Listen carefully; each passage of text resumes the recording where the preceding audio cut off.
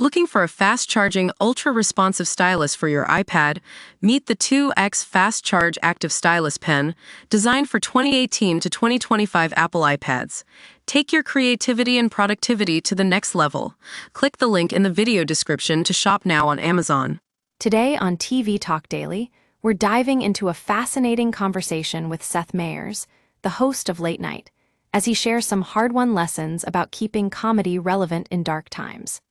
Joining us to explore this topic is none other than Seth himself, and it's a must-listen for anyone who loves late-night TV.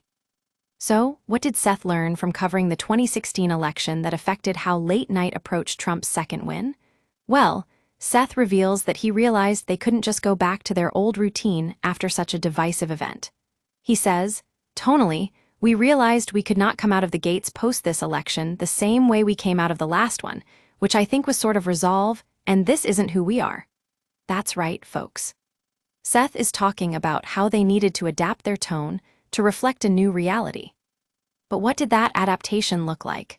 According to Seth, it meant being more open-hearted towards the disappointment and disillusionment many Americans felt after the 2016 election. And as he puts it, "I think maybe we weren't open-hearted to the fact that there were a lot of people in this country who were disappointed and disillusioned." That's a big difference from how Seth approached Trump's second win. Fast forward to 2024, and Seth says he felt differently about the situation. He realized that Late Night needed to accept where it was right now, even if that meant being okay with not always being joyful or optimistic. And as he puts it, that doesn't mean it's who we're always gonna be, but we have to accept that. That's some tough love from Seth, folks. But what does this mean for comedy in general? Well, according to Seth, if your comedy can't change the world, then it has the freedom to just be funny. And isn't that a huge gift? I think so. As Seth says, it is joyful to do. It is joyful to watch. And that's what makes Late Night such an important part of our cultural landscape. That's all for today, folks.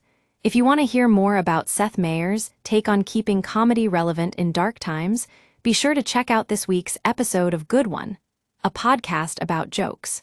And don't forget to subscribe to TV Talk Daily for more conversations like this one.